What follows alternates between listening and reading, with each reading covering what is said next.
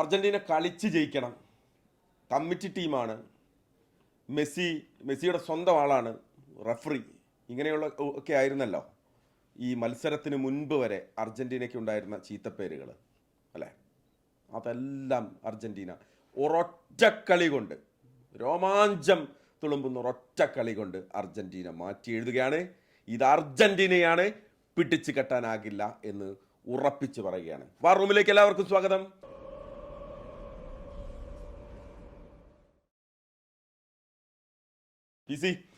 അപ്പോൾ പോലൊരു എന്ന് വെച്ചാൽ ഇതുവരെ അർജന്റീനക്ക് ടീമിനെ കിട്ടിയിട്ടില്ല. ടീമിനെ കിട്ടട്ടെ, അപ്പോൾ കാണാൻ കളി എന്നായിരുന്നല്ലോ ഇതുവരെ പറഞ്ഞുകൊണ്ടിരുന്നത്. ഇപ്പോൾ ഒരു ടീമിനെ കിട്ടിയല്ലോ, സമ്മതിച്ചല്ലോ, ഒരു ടീമാണെന്ന് സമ്മതിച്ചല്ലോ, കളിയും സമ്മതിച്ചല്ലോ.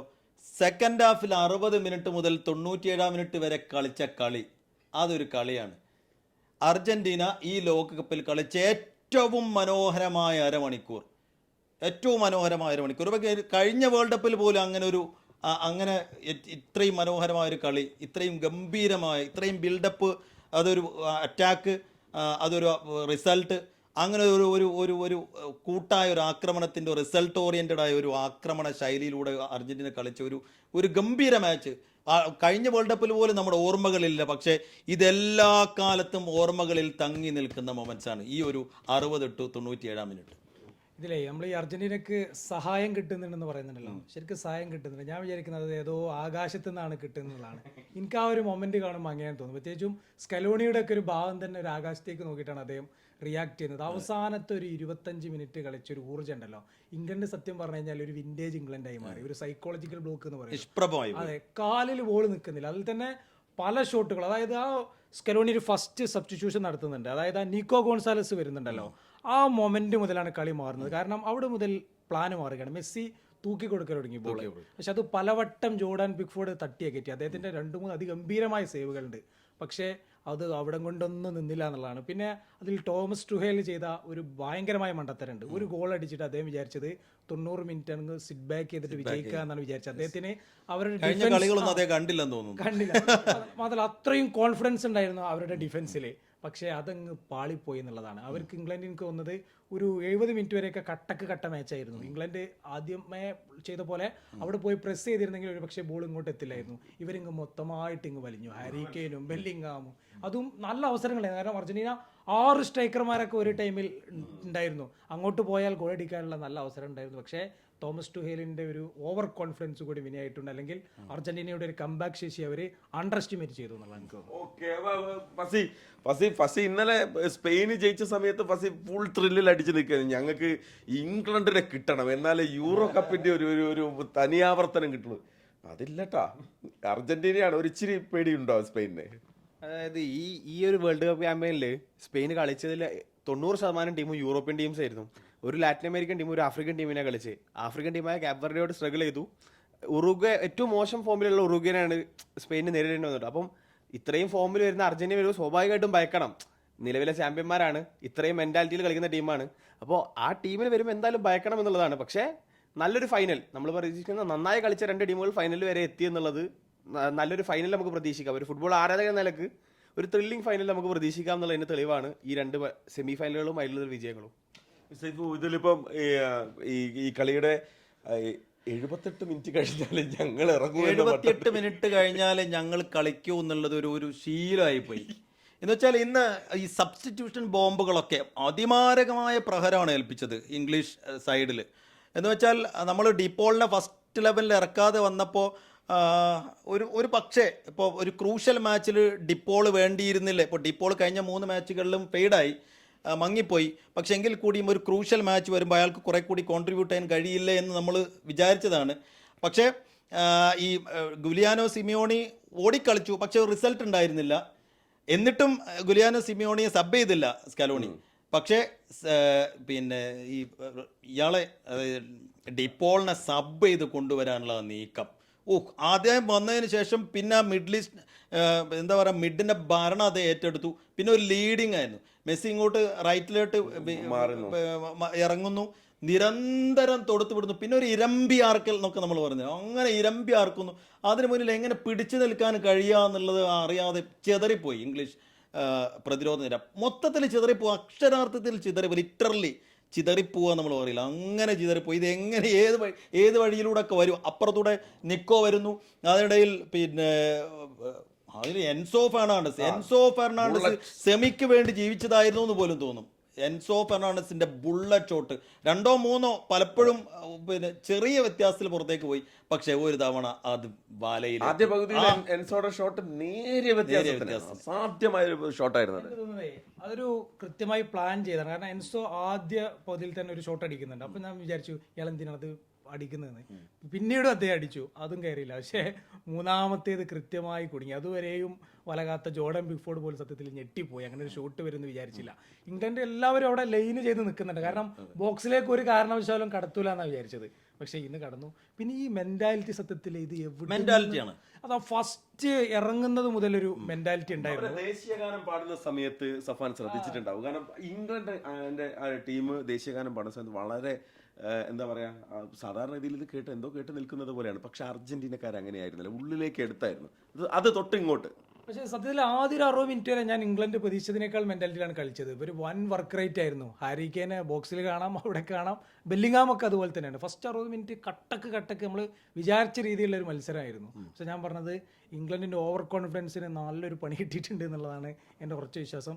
പിന്നെ ഈ നേരത്തെ പറഞ്ഞ പോലെ അവസാനത്തെ 20 മിനിറ്റിൽ ഇംഗ്ലണ്ട് ഈജിപ്തായി പോയി എന്നുള്ളത്. നമ്മൾ പറഞ്ഞത് ആഫ്രിക്കൻ ടീമാണ്, ഇൻഎക്സ്പീരിയൻസ് ആണെന്നൊക്കെയാണ്. പക്ഷേ ആ ഒരു അർജന്റീന ഫുൾ ഫ്ലോയിൽ എത്തിയാൽ അത് ഇംഗ്ലണ്ടാണോ ഈജിപ്താണോ, ഇനി സ്പെയിൻ നമ്മൾ കളിച്ചിട്ടില്ല, സ്പെയിനാണെന്നൊന്നും വ്യത്യാസം ഉണ്ടാവില്ല. എല്ലാവരും എല്ലാം കണക്കാണ്. ലയണൽ മെസ്സി കണക്കാണ്. ലയണൽ മെസ്സി അതുവരേക്കും അങ്ങനെ ഒരു പൂട്ടിട്ടമാരായിരുന്നു. കുറേ ടൈം ഹാരി കെയ്ൻ പ്രതിരോധം ചെയ്യുന്നുണ്ട്. പക്ഷെ അവസാനത്തെ മിനിറ്റിൽ മെസ്സിയുടെയൊക്കെ പല അസിസ്റ്റുകൾ ഉണ്ടായിരുന്നു, ഗോളാവാതെ പോയതാ. അപ്പോൾ മെക്കലിസ്റ്ററിൻ്റെ ഒക്കെ നല്ലൊരു അവസരമായിരുന്നു അത്. ഇന്ന് തുടക്കം തൊട്ട് കളി വലിയ പരിക്കനായിരുന്നു. കാരണം തുടക്കം തൊട്ട് വലിയ രീതിയിൽ ഫൗളുകൾ, പ്രത്യേകിച്ച് ഫസ്റ്റ് ഹാഫിൽ നമ്മൾ ഇപ്പം ലയണൽ മെസ്സിയെ ഫൗൾ ചെയ്താണ് തിരിച്ച് ജൂഡ് ബെല്ലിംഗ്ഹാമിനെ പ്രകോപിപ്പിക്കാൻ വേണ്ടി അർജന്റീനിയൻ താരങ്ങൾ നിരന്തരം നടത്തിയ ശ്രമങ്ങളൊക്കെ നമ്മൾ കണ്ടു. അപ്പോൾ അതുകൂടി ഈ ഇംഗ്ലണ്ട് അങ്ങ് ഇല്ലാണ്ടായി എന്ന് പറയുമ്പോഴും അതും ഒരു കാരണമായിട്ടുണ്ടോ?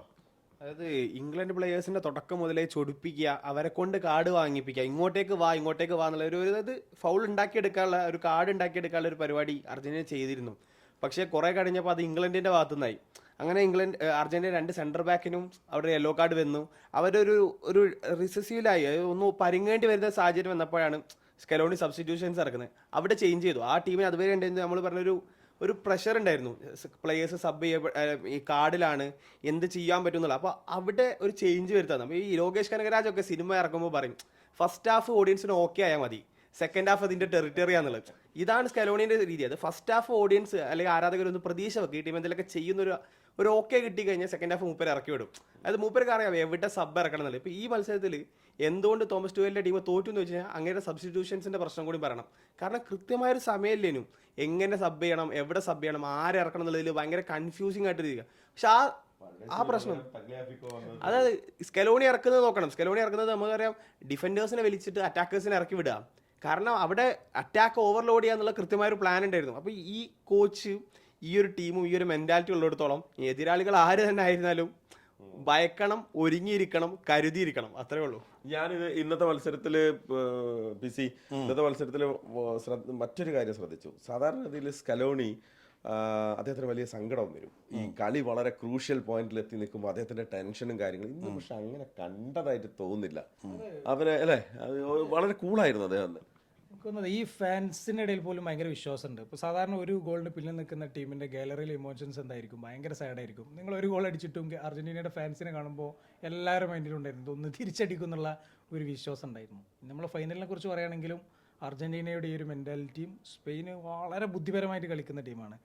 പല ടെക്നിക്കുകളുണ്ട്, കളി സ്ലോ ആക്കും, ഈ മെൻറ്റാലിറ്റി കൊല്ലാനൊക്കെ പറ്റുന്നവരാണ്. എനിക്ക് തോന്നുന്നൊരു 1.5 ഫൈനലിൽ തന്നെ കാണാം. 2 സ്പാനിഷ് സംസാരിക്കുന്ന രാജ്യങ്ങളാണ്.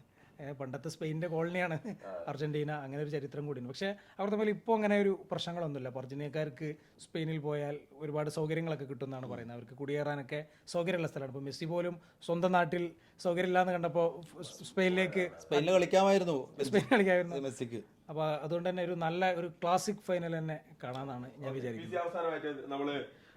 ഫൈനലിലേക്ക് എത്തുമ്പോൾ സ്പെയിൻ വേഴ്സസ് അർജന്റീന, നമുക്ക് മിസ്സായൊരു ഫൈനലിസിമ അത് നമ്മൾ കാണാൻ പോവാണ്. നേരത്തെയൊക്കെ നമ്മൾ പറഞ്ഞൊരു കാര്യം, നമ്മൾ ആശങ്കയോടെ കണ്ടൊരു കാര്യം, എങ്ങാനും സെമിയിൽ തോറ്റ് ഫ്രാൻസിൻ്റെ മുന്നിലെങ്ങാനും വന്ന് പെട്ടുപോയാൽ തീർന്നതിന് നമ്മൾ പേടിച്ചതാണ്. പക്ഷേ സ്പെയിനിനോട് നമ്മൾ അർജന്റീന ഒരു ഫൈനലിൽ എത്തുന്നു. Lionel Messi versus Lamine Yamal, അതൊരു ഡ്രീം ഫൈനലാണ്. എന്ന് മാത്രമല്ല, ഈ ലോകകപ്പിൽ ഏറ്റവും മനോഹരമായി കളിച്ച ഒരു ടീം സ്പെയിനാണ്. ഏറ്റവും മനോഹരമായി ഫുട്ബോൾ കളിച്ച ഒരു 30 മിനിറ്റ്, സെമിയിൽ അവസാനത്തെ ഒരു 30 മിനിറ്റ് അതിമനോഹരമായി കളിച്ച ഒരു അർജന്റീനയുണ്ട്. ആ അർജന്റീനയ്ക്ക് അടുത്ത മത്സരത്തിൽ, അതായത് ഫൈനലിൽ 90 മിനിറ്റും ആ മനോഹരമായ ഫുട്ബോൾ കളിക്കാൻ കഴിയട്ടെ. അങ്ങനെ ഏറ്റവും മനോഹരമായ ലോകകപ്പ് കണ്ട എക്കാലത്തെയും മികച്ചൊരു ഫൈനലായി ഇത് മാറട്ടെ എന്ന് തന്നെയാണ് എൻ്റെ. ശരി ഫസി, എന്താണ് ഒരു സ്പെയിൻ ആരാധകൻ എന്നുള്ള നിലയിൽ കൂടി അർജന്റീനയുടെ വരെ ഞാൻ തുടക്കത്തിലൊന്ന് ചോദിച്ചു, എന്നാൽ പോലും അല്ല, ഒരു പ്രധാനപ്പെട്ട കാര്യം അതിൽ പൊസിഷൻ ഫുട്ബോൾ കളിക്കുന്ന 2 ടീമുകൾ ഫൈനൽ വരുന്നു എന്നുള്ള. അപ്പോൾ ഫ്രാൻസും സ്പെയിനും മുട്ടും അങ്ങനെ ആയിരുന്നില്ല. പൊസിഷൻ ഫുട്ബോൾ ഫാസ്റ്റ് ഫുട്ബോളും തമ്മിലുള്ള ഒരു ക്ലാഷ് ആയിരുന്നു. ഇത് പക്ഷേ അങ്ങനെയല്ല, 2 പൊസിഷൻ ഫുട്ബോൾ ടീമുകൾ വരികയാണ്. എങ്ങനെയായിരുന്നു ഫസി അതിനെ കാണുന്നത്? അതായത് 2 ടീമിനുള്ളത് 2 ടാക്ടിക്കൽ ജീനിയസുകളാണ്. 2 ടീമിനും അതിനൊത്ത കളിക്കാരുണ്ട്. അതായത് ആ കോച്ചിന്റെ രീതികളോട് ഒത്തുപോകുന്ന കളിക്കാരാണ് മുഴുവൻ ആളുകളും. അതുകൊണ്ട് തന്നെ നമുക്ക് ഒരിക്കലും ഒരു ടീമിന് അനുകൂലമാവുന്നോ ആർക്കും ഒരു മേധാവിത്വം കിട്ടുന്നോ ഒരിക്കലും പറയാൻ പറ്റില്ല. ഓരോ മിനിറ്റും ഓരോ സെക്കൻഡും അതിനിർണായകമാണ്. നമ്മൾ പറയുന്നത് ആസ്വദിച്ചോളൂ, ഇല്ലെങ്കിൽ അനുഭവിച്ചോളൂ. റോഡ്രി വേഴ്സസ് പാരഡൈസ് അല്ലേ? എന്താണ് ഫൈനലിലേക്ക് എത്തുന്ന സമയത്ത് സഫാനൊരു പ്രൊഡിക്ഷൻ വല്ലതും ഉണ്ടോ? ഞാൻ ഇന്ന് ഒരു തള്ളലട്ടെ, ഞാൻ രാവിലെ എന്റെ പ്രഡിക്ഷൻ ഞാൻ പോഡ്കാസ്റ്റിൽ ലൈവിൽ കട്ട് വേണമെങ്കിൽ എടുക്കാം. 2-1 എന്റെ പ്രഡിക്ഷൻ അർജന്റീന, മറ്റേ ആള് തിരിച്ചാണ് പറഞ്ഞത്.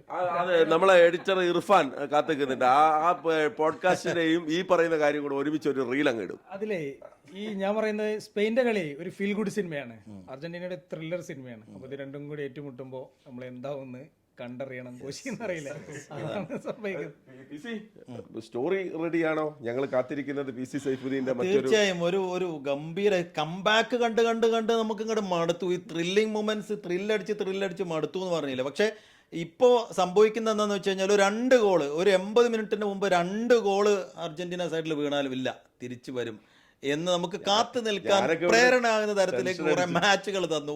നന്ദിയുണ്ട് അർജന്റീന, സ്കലോണിക്കും അർജന്റീന. ആ അർത്ഥത്തിലുള്ള എക്സ്പീരിയൻസ് ഉണ്ടല്ലോ. യെസ്, നമ്മൾ ഫസ്റ്റ് മുതൽ ഒരു ഡോമിനേഷൻ എടുത്ത് ജയിച്ചു നിൽക്കാനേക്കാൾ അനുഭവമാണല്ലോ ഏത് അവസാന മിനിറ്റിലുള്ള കംബാക്ക്. അതിന് വല്ലാത്ത മധുരം ഉണ്ടല്ലോ. കഴിഞ്ഞ വർഷം നേരെ ഓപ്പോസിറ്റ് ആയിരുന്നു. 2 ഗോളിൽ മുന്നിൽ നിന്നിട്ട് അവസാനം കൺസീഡ് നെതർലൻഡ്സും ഫ്രാൻസും. ഇക്കുറി നേരെ എല്ലാം കംബാക്കാണ്. ഇന്ന് കളി കാണുന്ന സമയത്ത് ആദ്യത്തെ ഗോള് വീണപ്പം ഞാൻ ഡൗൺ ആയി. ഞാനിവിടെ ഇരുന്നു, എനിക്ക് ഇരിക്കാൻ പറ്റാത്ത സാഹചര്യത്തിലായി. പക്ഷെ പി സി സൈഫുദ്ദീൻ വരും എന്ന് പറയും. പക്ഷെ അതിനേക്കാൾ ഉപരിയായിട്ട് നമ്മളെ ബ്രസീലിന്റെ കടുത്ത ആരാധകനായ ഹരിഗോവിന്ദ് ഉറപ്പിച്ച് പറയുന്നുണ്ടായിരുന്നു, അത് ആ വരുന്ന നമ്മളെ മോട്ടറാക്കാണ്. എങ്ങാനും വന്നില്ലെങ്കിൽ കാണാം അവനൊക്കെ. ജിനു, നമ്മളെ ഡെസ്കില്, വേൾഡ് കപ്പ് ഡെസ്കില് ജിനു ഉൾപ്പെടെയുള്ള ആളുകൾ, ഞങ്ങളുടെ സീനിയർ ന്യൂസ് എഡിറ്റർ, ഞങ്ങള് DC ജിജി വർഗീസ്, പതിവില്ലാതെ ജിജിയേട്ടൻ കളിയാണ്, നമ്മളെ ഭാഗ്യ താരകാണ്. ഫൈനലിന് നേരത്തെ ഇവിടെ എത്തിക്കണം. അതെ, ജിജിയേട്ടൻ കളിയാടാൻ വന്നിരുന്നു.